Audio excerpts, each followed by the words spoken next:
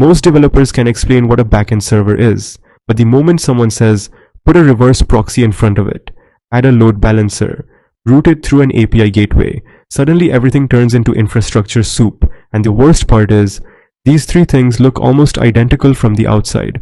They all sit in front of servers, they all forward requests, and they all somehow manage traffic. So people end up memorizing definitions instead of actually understanding what's happening. But once you finally see the difference, you'll understand how modern apps actually scale, how cloud architectures are designed, why companies like Netflix and Amazon need all three, and why these terms show up in literally every backend interview.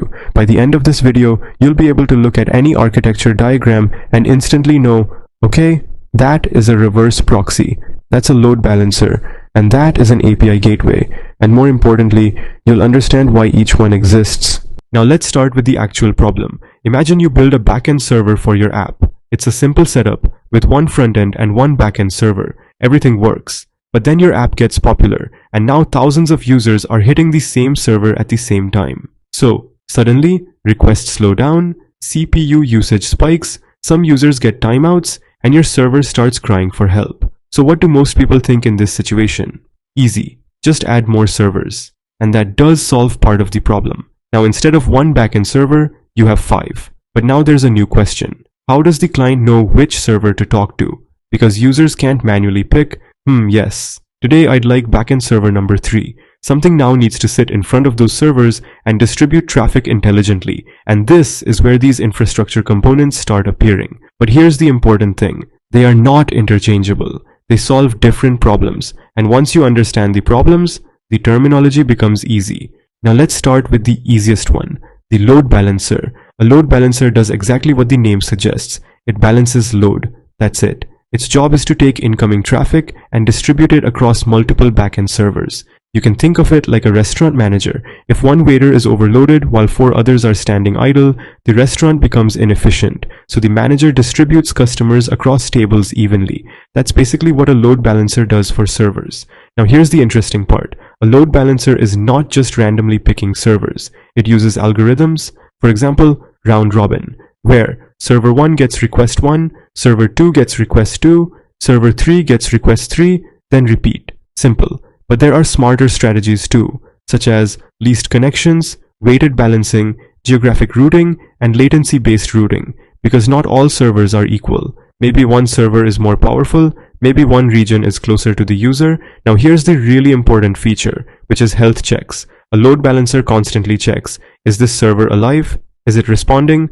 Or is it too slow? If a server dies, the load balancer stops sending traffic to it automatically, which means users may never even notice a server crashed. That's massive. And this is why load balancers are fundamental for high availability. Without them, scaling becomes chaos. Now here's where things get confusing, because people often think, okay, reverse proxy is just another name for load balancer. Not exactly.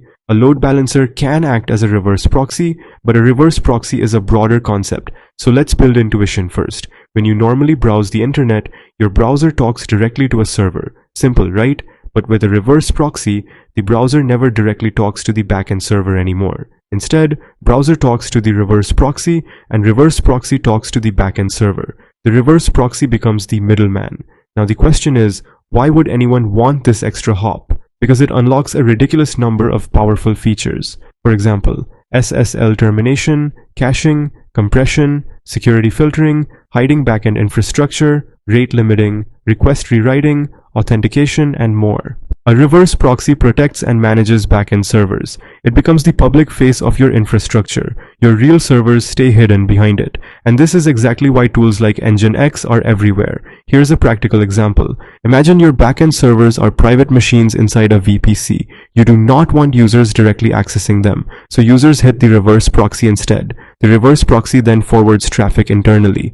This gives you security, control, observability, and centralized traffic management. Now here's the important distinction. A reverse proxy may load balance traffic, but load balancing is only one feature of a reverse proxy. Its real role is managing and protecting backend communication. Now we reach the one that confuses almost everyone, the API gateway. And the reason it's confusing is because an API gateway also behaves like a reverse proxy. So people look at diagrams and think, wait, aren't these literally the same thing? But here's the difference. A reverse proxy mainly manages traffic. An API gateway manages APIs. That sounds subtle, but it changes everything. Let's say your app becomes a microservices architecture. Now instead of one backend, you have auth service, payment service, notification service, recommendation service, and analytics service. Now imagine the front end had to directly call all of these. That becomes a nightmare because the front end now needs to know where every service lives, authentication rules, response formats, versions, retries, and rate limits. That's way too much responsibility. So instead, you place an API gateway in front.